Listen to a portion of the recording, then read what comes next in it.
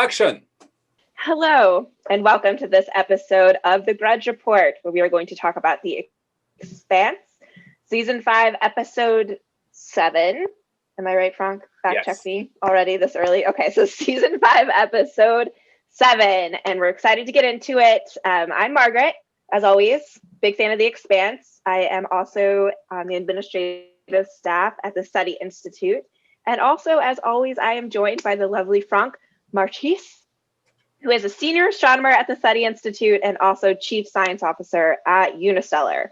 We both love the Expanse. Franck knows a lot about science, and I enjoy asking him questions about the science of the Expanse. But before we get into this episode, spoilers will abound. So this is your warning. If you're not caught up on Season 5, Episode 7 of the Expanse, hit pause and come back when you're caught up, because we might ruin it for you.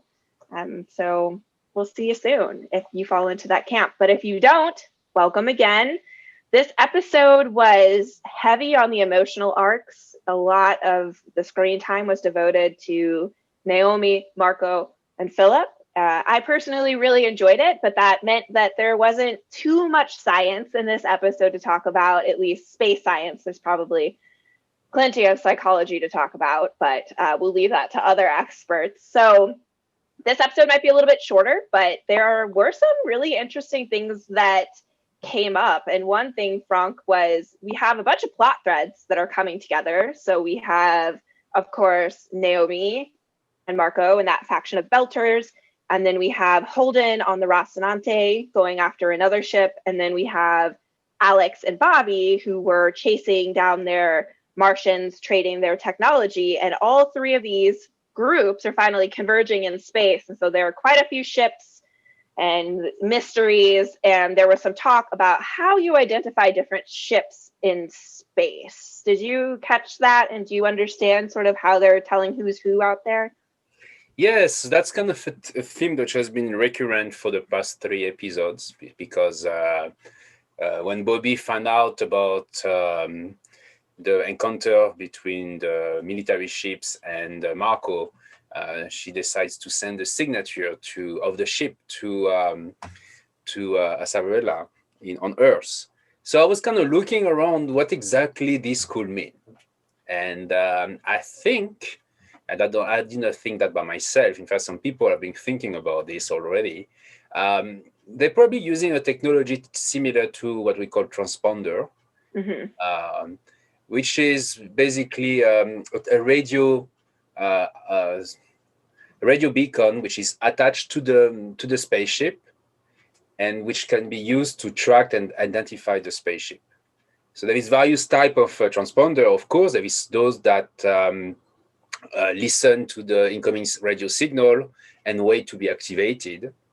And I think this is what we have here. Probably each of those spaceships have a code to activate the transponder. So you send them the code, and then it's back to you saying, I am Rocinante, or I am another spaceship. And they need to have this code, that's the signature I think they're looking for, to be able to recognize to activate the transponder on each of those spaceships. Okay. So that's the science. And I look around, and in fact, one of the first time we used those was for a Formula One race. Interesting. I would not have guessed that.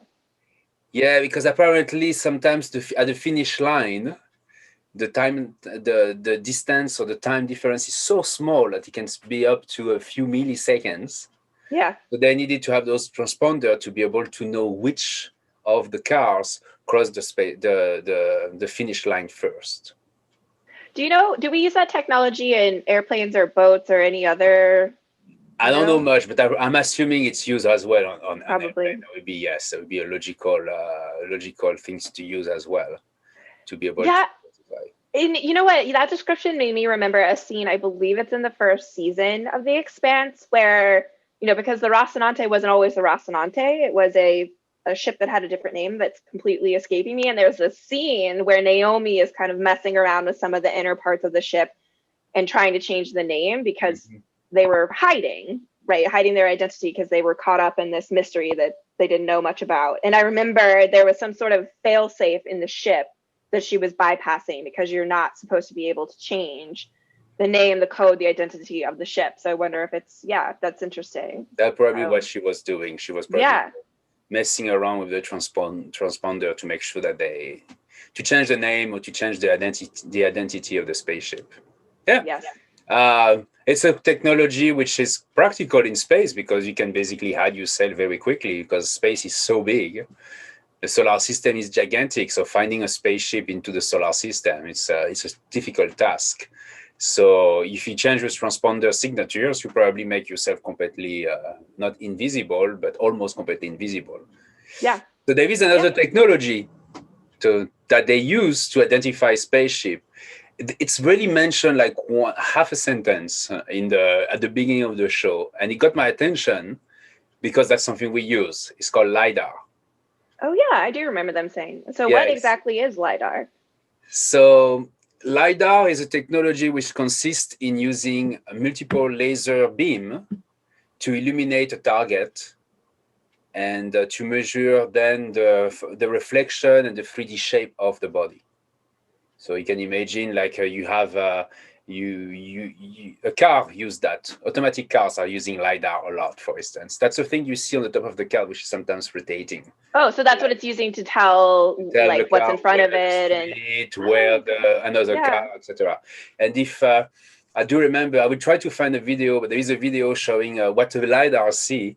It's basically the car, and you can see all the cars, dogs passing by, and you see tiny dots on each of those body which are moving. That's the Lidar.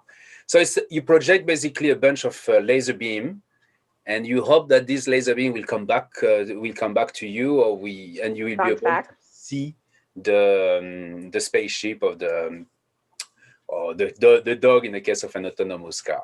So they use apparently this technology. It mentioned that to identify and of course, once again, I forgot the name of this, the Zimia. The Zimia? Mm-hmm. Zimia, yes.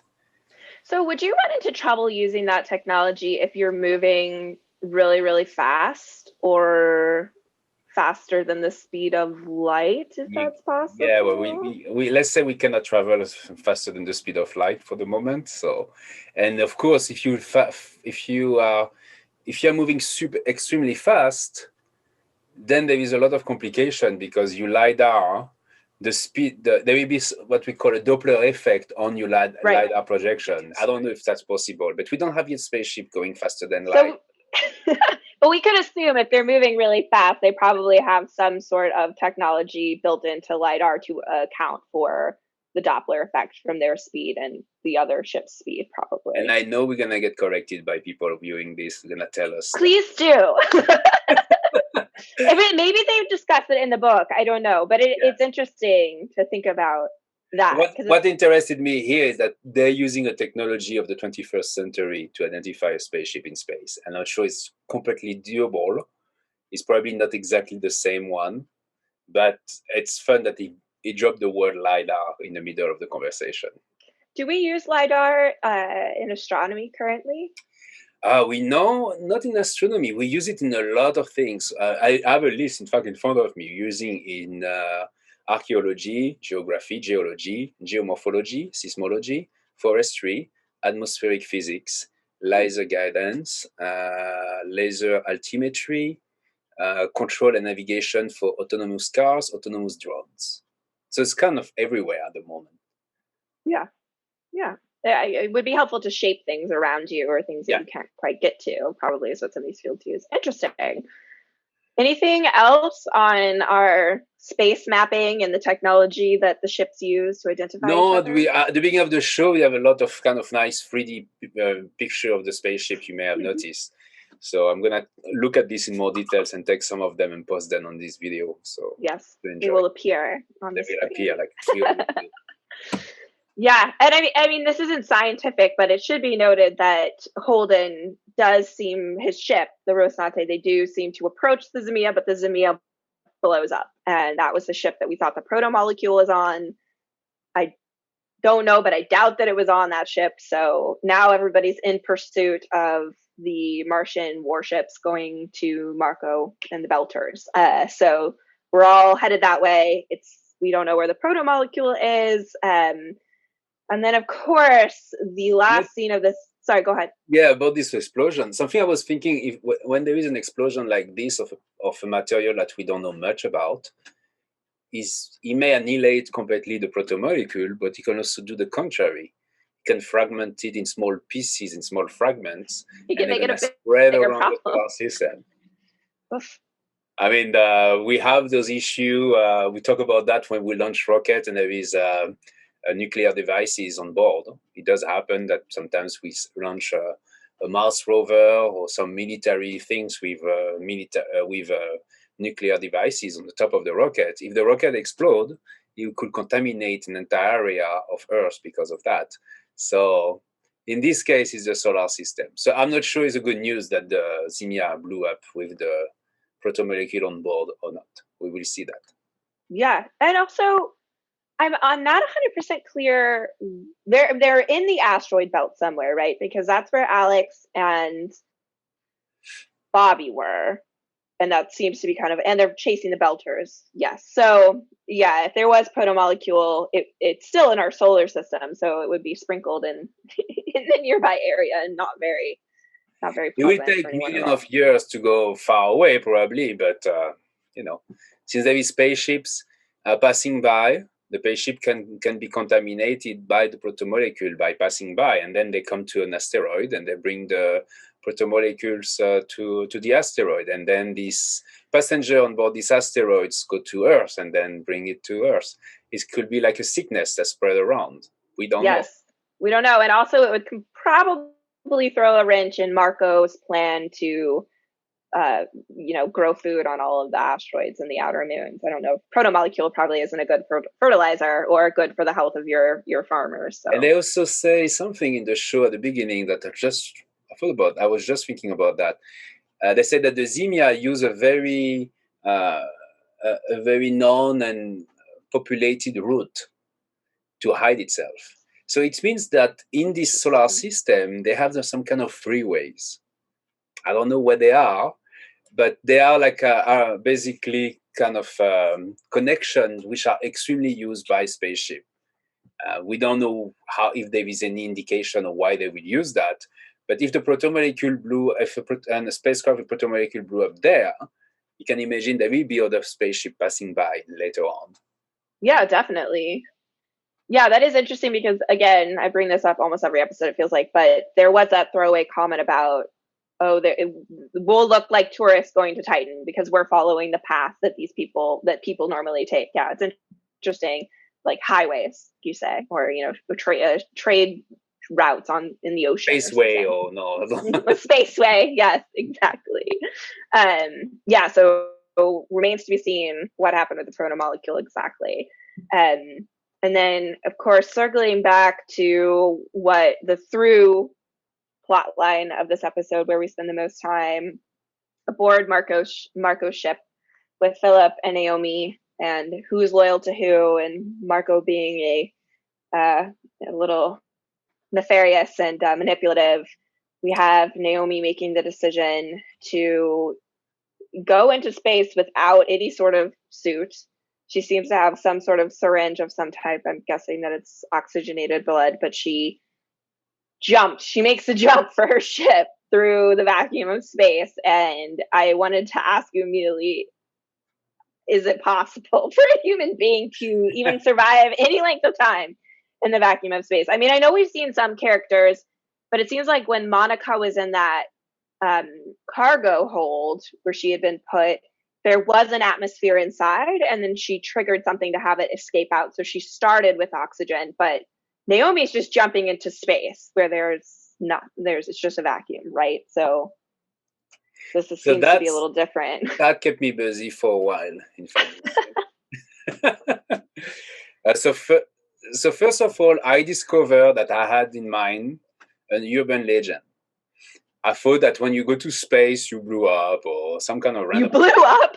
Some random stuff. I don't know where this is coming from, probably from a movie. Probably. But I read 2 papers, in fact, about this. One of them was from Harvard University researcher So basically, they start saying that outer space is often depicted as a cold, inhospitable place. We vacuum when your blood will boil and the body will burst. Or we also depict it sometimes as a very cold place where you're gonna freeze instantly and become a human popsicle. But the reality is not that. In fact, the reality is that it's true that space is cold, and I made this mistake. In fact, when we talk about the container, and people corrected me into the comments. Space is cold, but because there is no there is no molecules or atoms in it, there is no transfer of this coldness to a body. Meaning that because there is no air, the insulation is very good. The only way for a body to cool down is by radiation.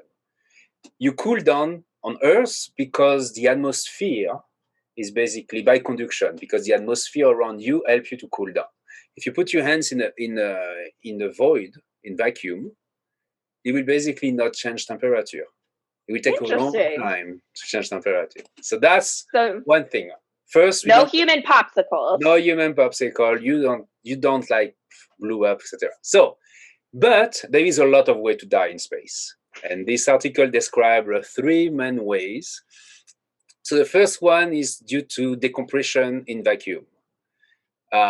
So it's not something extra impressive like I thought, but the lungs, for instance, will probably inflate because there is no pressure, and this will cause a rupture of your lungs, and that will kill you. Not right away, but it will kill you because you will not be able to survive even if you come close quickly to a place where there is air again. That's one of the reasons. Before going into vacuum, you can see Naomi breathe differently. She's emptying her lungs before going to space because she knew that and she's trying to avoid that. So there's less pressure in there. Yes, less air in the lungs, so less expansion, so less chance of ruptures. The explosion of the lungs. Okay. All right. So she like you can explode in space. It's just not this big explosion. No, it's not an this, internal explosion. Yeah, it's internal. Okay. Sorry. That's interesting. I didn't notice Naomi doing that, but I'm sure I know she steeled herself a little bit. So yeah, I guess that's interesting that she knew what to do. Yeah, I can assume that people who have lived in space like them, they kind of know how to die, how you can die in space. We don't know much about it because, in fact, we have not sent a human being alive in space yet, to my knowledge, into the vacuum to see what happened. Okay, then the decompression. Then there is also what we call ebullism, and we check the word together, so I hope it's correct. So the ebullism is an effect of decompression, and in this case, it's not the decompression itself which is a problem. It's the fact that when you change the pressure of an environment, you change the boiling temperature of the fluids inside the body. So, for instance, the blood can start boiling because there is no pressure anymore. Water will become water vapor. Mm-hmm. So in this case, and I think that's what we see in our eyes, the burst of the capillaries. We have destruction of the tissue because of this of this local boiling. And you can also die because of this gas of bubble can go into the bloodstream and all the way to your brain, and then you have a stroke. It sounds very similar to the bends. If you are scuba diving and you go into high pressure, you have to be careful to come up. You can't just suddenly come to the top. You have to be careful every step of the way. Otherwise, you get bubbles in your blood, and it's not good. So it sounds like any drastic change of pressure to the human body is not ideal. Not a good idea. But the body is made to live at 1 atmospheric pressure, plus or minus 10%, 20%, and that's all. And then we have hypoxia.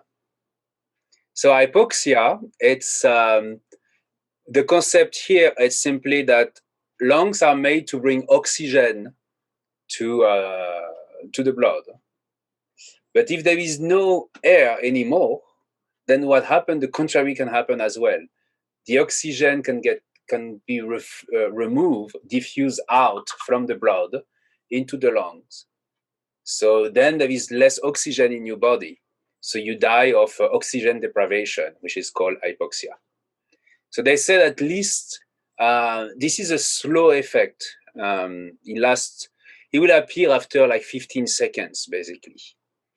And I'm betting, and of course I'm probably wrong on that what she has in her hands, it's this oxygen that they were using as well last time.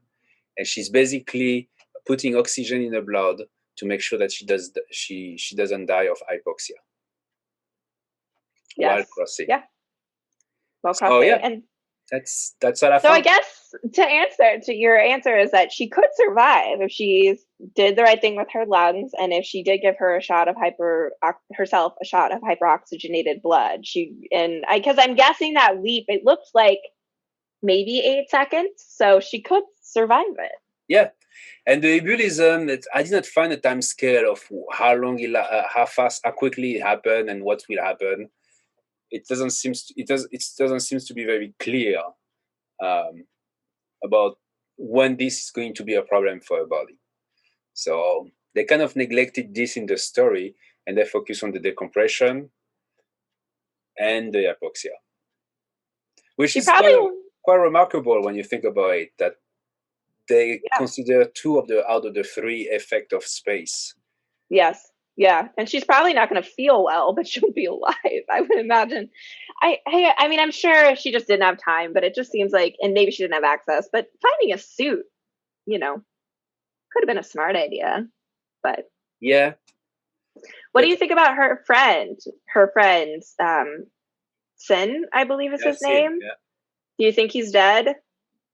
I've seen the next episodes. I cannot tell you. So don't spoil it. Okay. I'm on the fence. I think it seems like they want us to think that he's dead, and it would be poetic from a story point of view because he feels bad and wants to atone for what he put Naomi through before.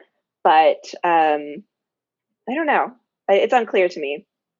I'll have to watch episode 8. You have to watch it, yeah. Tonight. I'm sure they talk about it. Yes. Well, any other thoughts, Franck, on anything in this episode or in the Expanse overall? No, on this episode, I really liked this episode because of the story between Naomi, Marco, and Philip. Marco, the charismatic demagogue. Yes. It's irritating me a lot, but he's a good actor, first of all.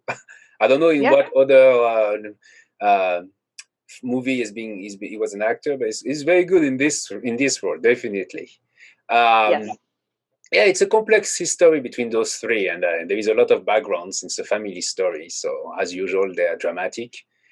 We'll see how it plays in the future. I like the title. Maybe you can mention what it means since you found out. The title is a Belter word that is a farewell, goodbye. It probably means something other than goodbye exactly, but the sentiment is the same. It's a farewell. So as someone who hasn't seen episode 8, I take it as Naomi tried to make inroads with Philip. She revisited this old family and system, friends, her Belter past, and it's her farewell to her Belter identity in that respect, because unfortunately it seems, at least at the end of this episode, that she hasn't been able to say anything that resonates with Philip and save him from Marco, and she's certainly not going to convince Marco to leave his plan behind. So I think she, and there's been some discussion of the Rossi as her family, not the Belters, and so she's going back to them in whatever way she can. So I thought it was a good title. Definitely, and I like this language that they have. They call it a Belter Creole, by the way.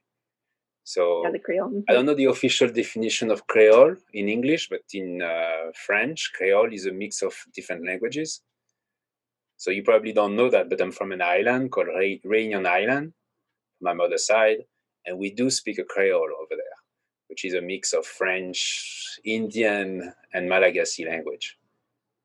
Really? Yeah, and it's kind of close to the Creole from the south of Mississippi. Oh, yeah. The same old French language base. French language. Does that language that you speak, that Creole, have a name, or is it just called? No, it's called Creole. Creole, okay. Like the language of the Cajun is called Creole, and it's an entire family of languages called Creole, and they're all different, in fact. So the Belter Creole is probably the same. It's an entire family of mixed languages, and they're all slightly different from each other. Yeah, yeah.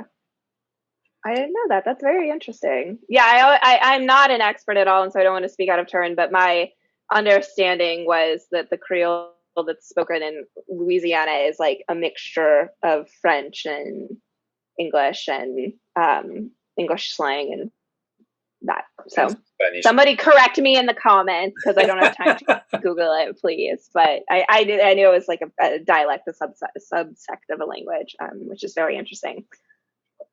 And that must be, is it complicated if you say you speak Creole and it's not the same Creole as someone else's Creole, or is it just understood that everybody kind of has their... No, everybody knows that it's different Creole. Yeah. Yeah. The Creole from Martinique or Guadeloupe is very different to the Creole from Réunion Island.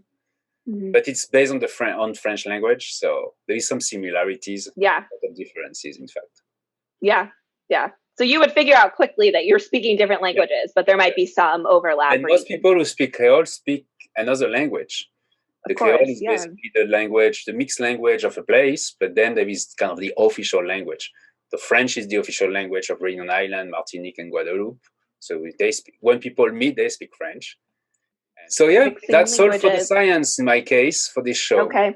Well, that's all for me and my sidebar on languages and the title of this episode. But thank you to everybody who tuned in this week for the Grudge Report.